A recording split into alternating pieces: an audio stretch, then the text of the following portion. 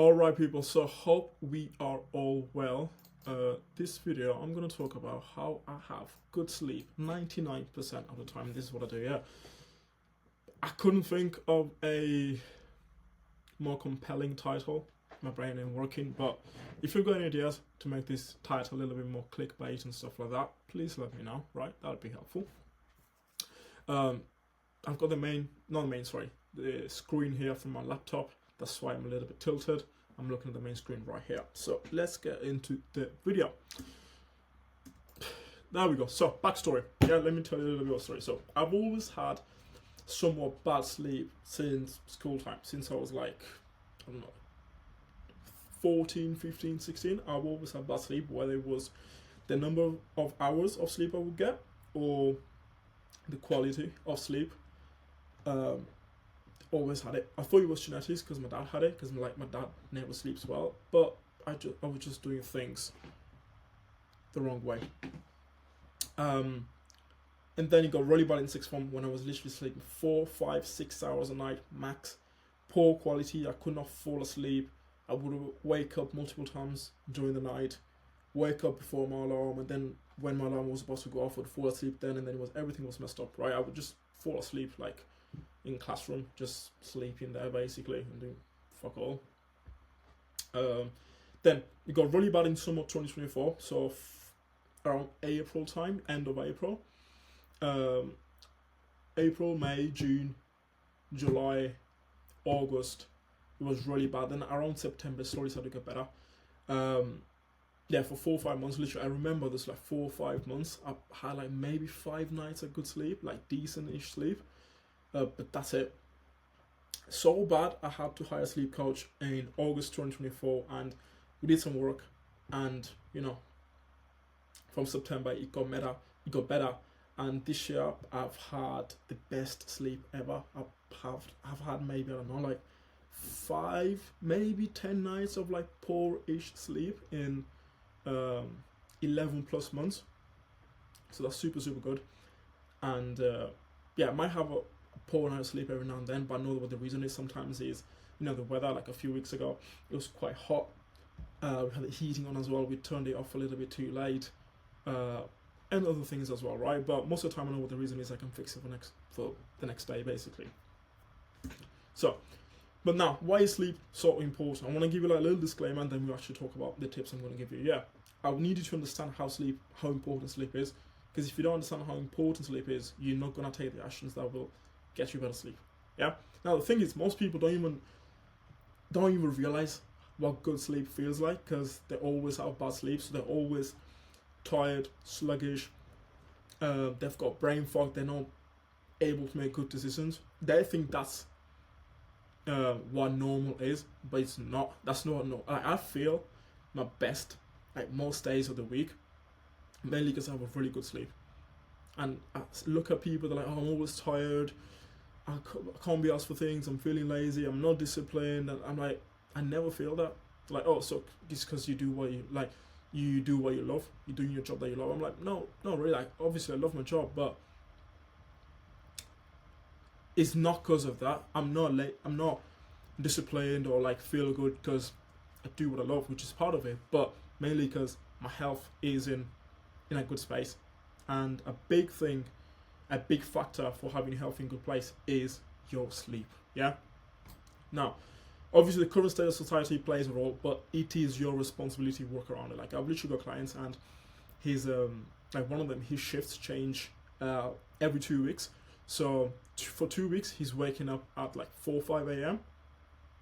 to go to work because he starts at 6, and there's other weeks where he can wake up later in the day, like 8, 9, and then he finishes work a little bit later, so it messes his sleep up. So it takes a few days for him to get used to it, sleep straight, and then he has to do it. Like, these situations happen.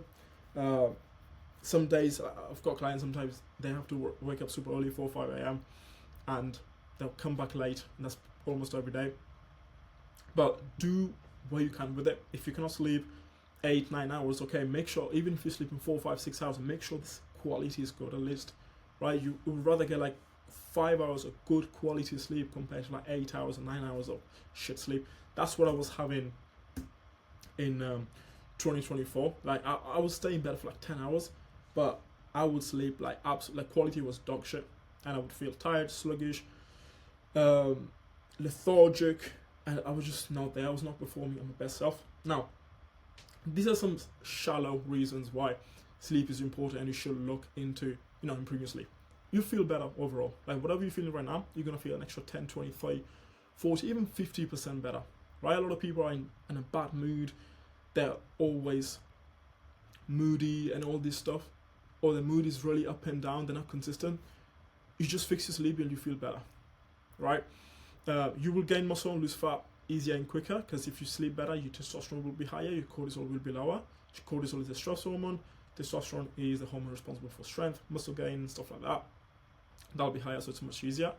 You just be more attractive, look better, mainly because you're not gonna have this. Your skin is gonna be better, because if you don't sleep well, your skin ain't gonna be good. You're gonna have spots. The actual quality, you won't have the glow. Obviously, I've got a little bit of glow now because I've got the light. But especially in summer, like bro, my skin is glowing, and I don't have a skincare routine or anything. And because you sleep better, you're gonna be a little bit more disciplined. You make better decisions because you're clear-headed. So that, okay, instead of like cheating on your diet, because you got that clear head, you're like, I'm not gonna cheat on my diet. I'm gonna go to the gym. I'm gonna eat well today, and then you feel good about yourself. You feel good, and then in order for you to keep feeling good, you're gonna do things that make you feel good. So then you get in that positive spiral instead of negative. Then you feel stronger in the gym. If you are stronger in the gym, if you're bulking up, you gain more muscle and quicker. And if you're cutting down, you'll retain that muscle and lose fat quicker, right? But what are some deep consequences of bad sleep? You probably read them, but let's go through them. Yeah, you're more likely to die and die quicker. Like, you will die quicker if you don't sleep well. Even a 1 hour difference. So when the clock goes backwards in March, yeah, there's a 24% increase in heart attacks. 1 hour. People sleep 1 hour less, and there's a 24% increase in heart attacks. Everything else stays the same. However, when the clock goes forward in October, there's a 21% reduction in heart attacks because they sleep an extra hour. See, does it click now? Just 1 hour, nothing else changes. Other things, like you're more likely to develop a serious health condition because your immune system will be weaker. You're more likely to involve in a car crash because you're half asleep and you cannot think clearly or fast, or your reflexes don't work well. All this other stuff.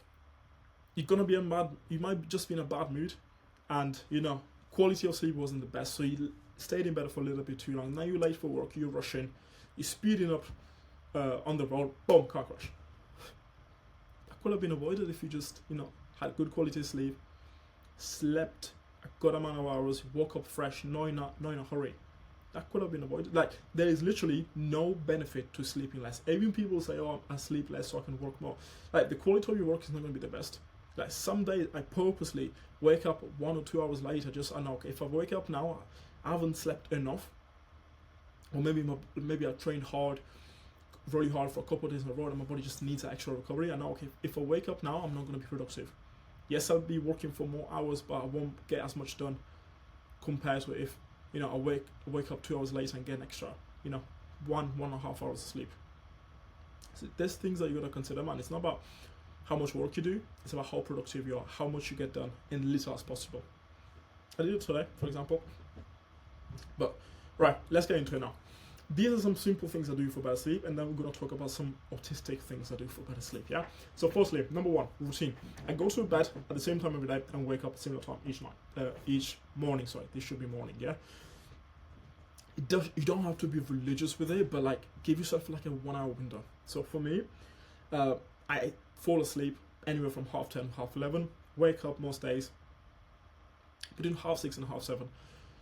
There are days, especially in winter, when you want to lay. Obviously, I've got the beautiful thing of working from home, right? And some days I can allow myself to wake up a little bit later, but especially in summer, especially from May to like September, October time, I don't struggle at all waking up between 6:30 and 7:30. My body literally just wakes up naturally. Like, most of the time, I do not use an alarm. That's how good my sleep is, especially in summer. In summer, I never ever use an alarm. Because I know if I go to sleep at this time, I'll wake up at this time. I know that for a fact. well, I don't have to worry about it. Unless I've got something important to do in the morning, that alright, fair play, but most of the time, no alarm. Now, why? Our bodies work in cycles, and there are 3 cycles / rhythms: circadian rhythm, ultradian rhythm, infradian rhythm, right? So the main rhythm that we're going to focus on is circadian. That's the wake-sleep cycle. That's why you want to have a routine there. Cortisol and testosterone spikes and daily energy fluctuations. So sometimes, like around afternoon time, most people are on that between 12 and 2 p.m. they have like a little bit of a crash in energy. That's completely normal, and a lot of people would have that crash around sometimes around 4, 5, 6 p.m. as well. That is also normal, right? But in order to make sure that your body works like it's supposed to work, you want to have a routine. Because if one day you wake up at 6, the next day you wake up at 9, one day you go to sleep at 10, the other night you go to sleep at 12 or 1 a.m., all of this is messed up. Your cortisol and testosterone spikes will be messed up. Your daily energy fluctuations will be messed up. That's why I like that low energy, that confusion, that brain fog comes, because you're like, yesterday this time I was feeling good, now I'm not, and so on. So you want to make sure you have a routine so that your energy will spike at a similar time each day, and it will go down at a similar time. So for me, I know like my energy kind of goes down, have the dip around 1, 2 p.m. That's when I have this drop in energy. So I make sure around the time I'm not actually working, because my productivity will be low then. I make sure around the time I'm training. So I usually train around 11, half 11 up until 1, half 1. Then from that 1, 3 p.m. I'm literally just coming back from the gym, eating, showering, chilling out for a little bit, and then getting ready to work again.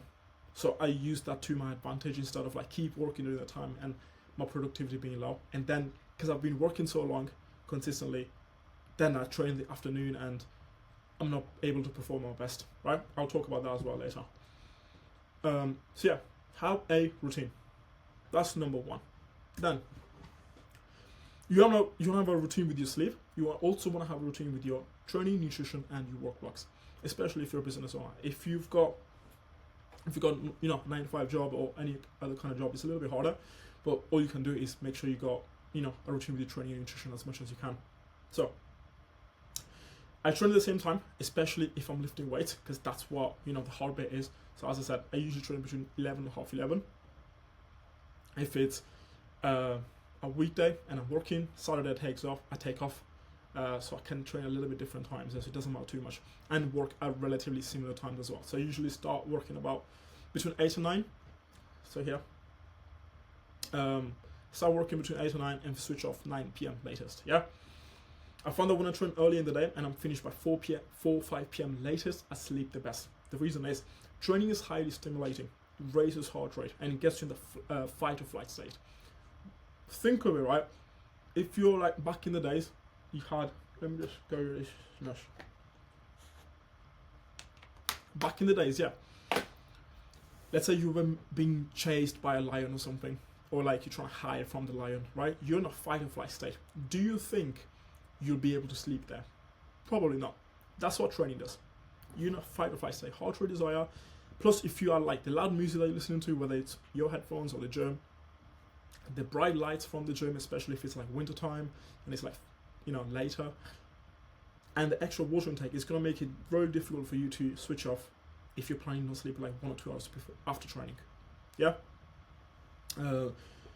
Some people can do it. I've got clients who do it and they're fine with it. But if you're someone who's struggling with sleep and you train later in the day, maybe try and switch that a little bit earlier, right?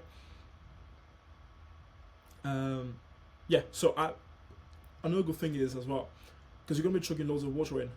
Not good thing, but if you're training and you drinking a lot of water when you're training, and then you're having a meal after, you may be able to sleep, but you might be waking up really often to go to the toilet, or your body is using the energy and it's too busy digesting food rather than actually getting good quality of rest and sleep. Because sometimes when we have a big meal, especially carbs, we feel sleepy, but that's not like you feeling sleepy. That's your body kind of digesting food. We think you're sleeping and we end up having a nap, and then sometimes you wake up and you feel like you've been hit by a truck, or you wake up, but you're not there, right? You don't have that get up and go. That's because instead of sleeping, you've been digesting food, so you haven't really rested there.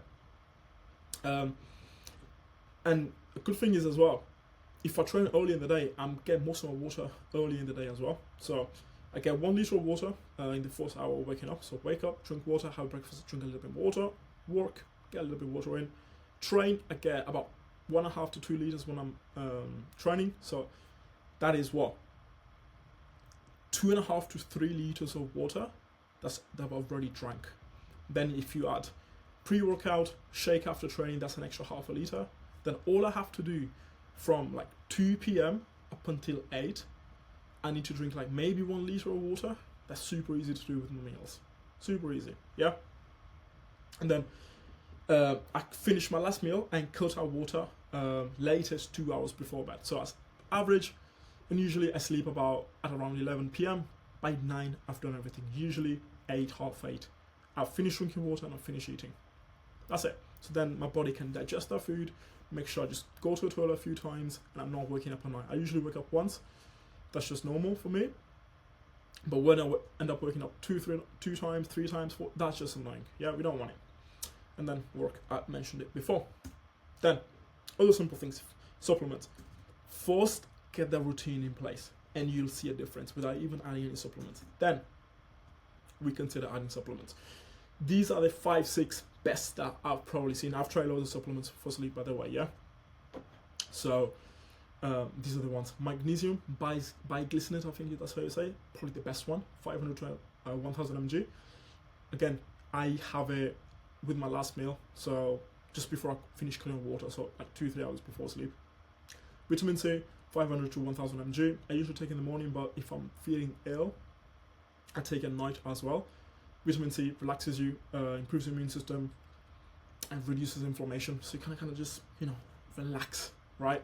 And helps your body like fight off illnesses or whatever you have, so that, sleep helps, but when you sleep, you don't just want to like fight illnesses or digest food. You want to just rest, right?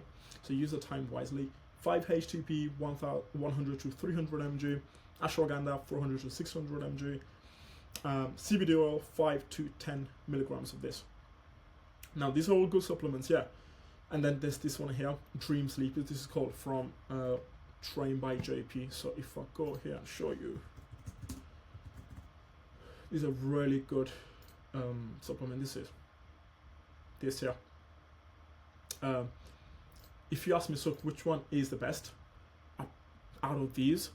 If I have to tell you, like, if you only have to get one, I'll probably get the Dream Sleep, because the Dream Sleep has got magnesium in there, has got 5-HTP in there, has got ashwagandha in there all together. Can be a little bit expensive because it's 4 capsules and they will last you for about a month. It's about 40 quid. But super helpful. I've tried it recently and it's been super, super good for me. Cool. That's what I would say in terms of like supplements. If you don't want to get this, next step is magnesium and or ashwagandha. 5-HTP is probably, and CBD oil, they're the least important ones, I'd say. Like, I don't always use CBD oil. I literally just got it recently just because it's like, why not, right? I was getting some other stuff, so I thought, let's try again, and my sleep quality was good. It went up by like a notch or 2 again as well. Then these are the only supplements you need pretty much here. I've tried loads. I've tried like powders and shit. No, none of that worked. Then melatonin might help as well, but I haven't really tried it myself. That's helpful for some people. Then I cut out nicotine 5 hours before sleep, so all of these snus pouches, 6 p.m. they're cut off. Caffeine 10 hours before bed, so by 1 p.m. for me, that's cut out. I don't really have loads of it, usually pre-workout, but even if I do, before 1 p.m. yeah. And then the fact that I don't do any drugs or don't drink helps as well, right? You don't want to be doing drugs, they stimulate you quite a lot. And drinking as well. Have a drink every now and then if you want to, but before sleep, it's not ideal. You feel like you want to sleep, but it's just your body trying to digest alcohol, and your body's not even meant to digest alcohol, so it's fighting extra hard. So your energy gets lowered, and you focuses on digesting alcohol, but you feel like you're sleeping. Nah, you're just low on energy. That's what it is. Right. So these are some autistic things I do. Like when I talk to people about this stuff, they get a little bit weirded out. Like, what the fuck? Why you do this? Like, that's a bit weird. But it's helpful and it's nothing too expensive. Let's go. So, firstly, I tape my mouth. So, put tape on my mouth.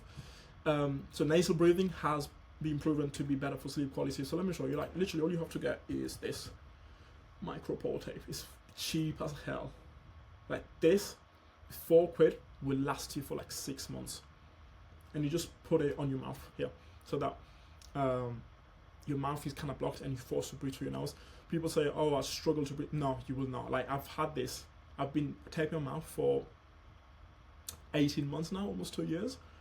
Even when I'm like, I've got the sniffles, I've got a blocked nose, I still do it. And you're kind of forced to do it, and it kind of just opens up your nose, basically. You sleep much better. So if you feel like you're going to die, nothing's going to happen. Yeah? Then, earplugs. Just to block out annoying noises, man. Because sometimes, let's say like you've got someone ragging the car night time and it wakes you up. That pisses you off, doesn't it? So the ones I use are these silicone ones. So you kind of just like do this. You fold them, put them in your ear, and that's it. They block pretty much everything. Then eye mask. It just creates more darkness, which is better for sleep. Like my curtains right there. Can't really see them, but they're not really thick and light comes in, especially if it's like summertime.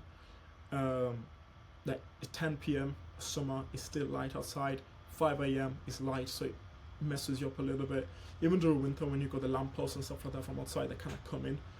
So that kind of disturbs me. I just put eye mask on, right? Sleep naked. Which is I've been doing that for like 2 years now. Super good. Not even 2 years, probably 3 years I've been doing that, 2.5, 3 years.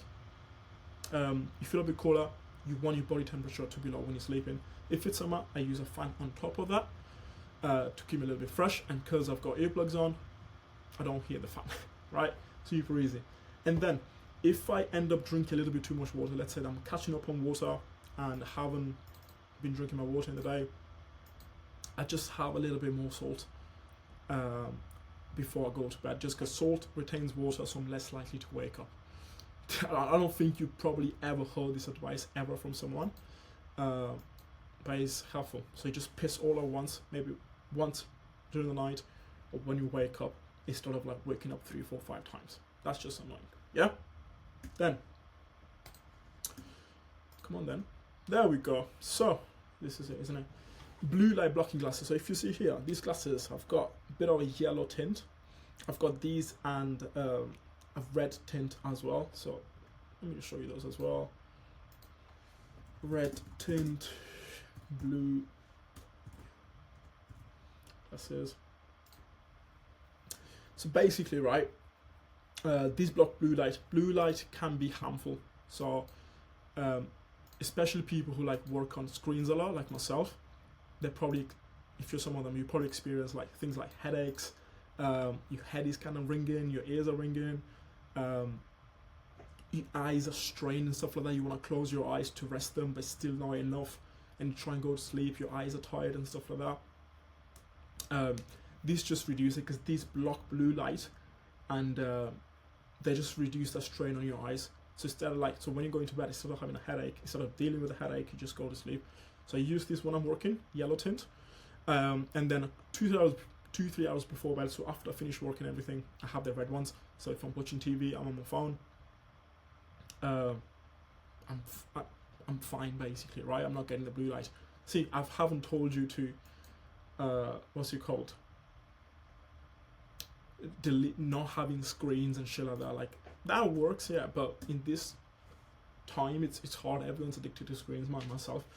And the taping my mouth is just when I'm sleeping, by the way. Tape my mouth when I'm sleeping, earplugs when I'm sleeping, eye mask when I'm sleeping, not just tape my mouth when I'm watching TV and I'm with my family. That's just a bit weird, isn't it? Then, rest and breath work during the day. This is super, super important. Let me show you this diagram now. Can't really. Okay, cool. So,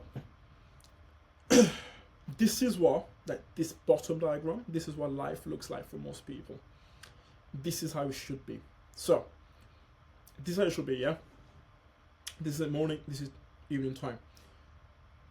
This fight or flight here is not just like fight or flight, it's you working, training when your brain is highly active, focused. So for example, me recording this video, I'm in this state right here. And usually these periods are about 90 minutes to 2 hours. So that's why like it's almost impossible for you to focus like 4 or 5 hours like in a row. It's hard. That's why like, you know, when you're training more than like 2 hours, it's not beneficial. If you're training less than an hour, you could have get away with more. Even with work as well. So I have like work blocks, usually 2 hours, 2.5 hours max. Then what you want to do, you want to pair it with rest, and this rest doesn't have to be too long, like 5-20 minutes. Like sometimes after this video, probably I'm just gonna lay down on my bed for like 5 minutes, just like this, stare at the screen, no, at the ceiling, sorry, close my eyes, 5-10 minutes. That is it. That's all you need. Or breath work to kind of calm your heart rate down, bring your heart rate down, so that your body understands, your brain understands, okay, I'm now in a restful state. If you're rested, then you can keep working. So high heart rate, low heart rate. That's what you want to do. Every like 2-ish hours, you want to have a break. A break can be doing nothing, doing some breath work, or just like eating, going for a walk, just something where your brain is not active. Even like watching TV, scrolling, that's not ideally a break because your brain is still active. But let's say if you're watching something that's a little bit chill, right? Maybe it's a documentary, it's not something that's too stimulating, it's all right. Ideally you want to do nothing. So if you're eating, try not to do anything. I don't do it, by the way. Yeah, if I have breakfast, that's the only meal that I wear. I just eat and don't do anything else. If I'm having other meals, I'm usually on my phone or watching TV, but on my laptop, but doing something that's not too stimulating. Yeah, but if you do this, by the way, it's going to be much easier for you to kind of switch off at night and get a restful sleep, because you're not going to be too high. If you see the graph here, right, you're about here, right? You get up, down, up, down, up, down. However, for most people, they don't have the rest in the day. They go up and up and up and up, and then they get here. Then they need to sleep. This is too big of a drop, and it's really hard to do. That's why when you go to bed, you cannot stop thinking about things. You have ideas popping into your head, and there's things that you don't even think about during the day, and they just pop out. That's because you haven't given your brain enough space and time to process those things. So like all these ideas that a lot of people get before sleep, I get them like in the day because I'm resting. I'm like, oh shit, this thing I need to do. Oh, I've got this idea for a video. I've got this thing here that I could do. Boom, I put it in my notes, and then I forget about it. Whereas people are here, they're trying to sleep, but they just, this thing pops up. That thing, boom, boom, boom, boom, boom, boom, boom. They cannot sleep. Then the brain is too active, and then just sleep is fucked. Yeah. That's what I'm gonna do. This is too much of a drop. Fuck me, I'm gonna drop water. I'm to get my 4 liters in.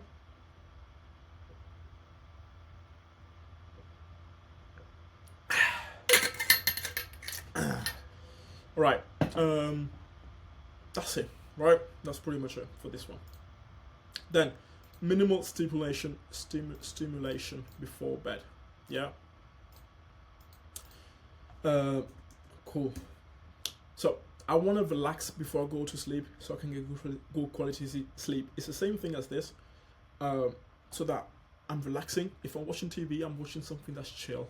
Yeah, some documentary, some YouTube channels that are not too like stimulating, basically. So I can just kind of just maybe have a laugh, something that's comedy based, maybe not too much though.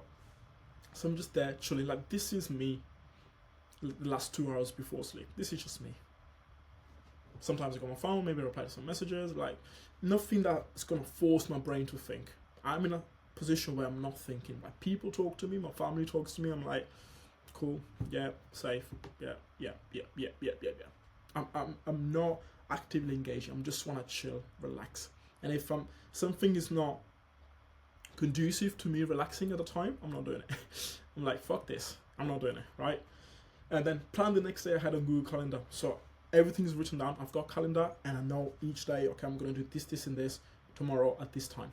Sometimes things change, but having at least having it written down so you know what you got to do, it's helpful instead of like you mentally trying to do, okay, tomorrow I need to do this, then that. Oh shit, what was I doing then?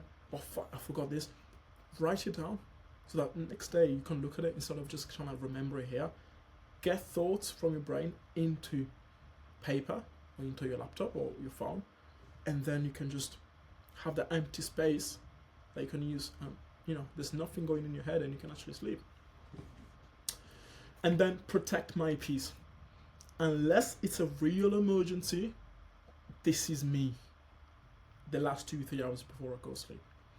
And this emergency, people think, oh, this is important. No, it's fucking not. Over the last 2 years, since April 2024, when my sleep got bad, I've had one emergency that disrupted me. And the second one was not really an emergency. It was January this year, my nephew was born. So I was about to go to sleep. Just about falling asleep, I don't know. I was about to go to sleep, basically. And, my what's it called? My cousin called me, and called my mom. He's like, yo, the little man is out. He's come out. I'm gonna come see him. I'm like, yeah, cool, let's go see him, right? That was the only two things that happened. And people think, oh shit, I need to reply to this message. Oh shit, no. Everything that I feel like, oh shit. Sometimes things pop into my head. I'm like, oh shit, I need to do this thing here. Just remembered. On the calendar. My mom says, oh, can you do this for me? I'm like, look, that's gonna take too much of my energy. I'm not gonna do it. I'll do it tomorrow. That's me before I go to sleep. Yeah. That's pretty much it. Just be lazy. Yeah. Anything else? Yeah. Most things that you think are emergencies are not. Like, sometimes a client messages me. It's like 10 p.m. I kind of have a read through of it. Okay, it's not an emergency. It doesn't need me too quick. Cool, that's fine. If it's a voice note, I'm not listening. Right. So my clients know that as well. That's it.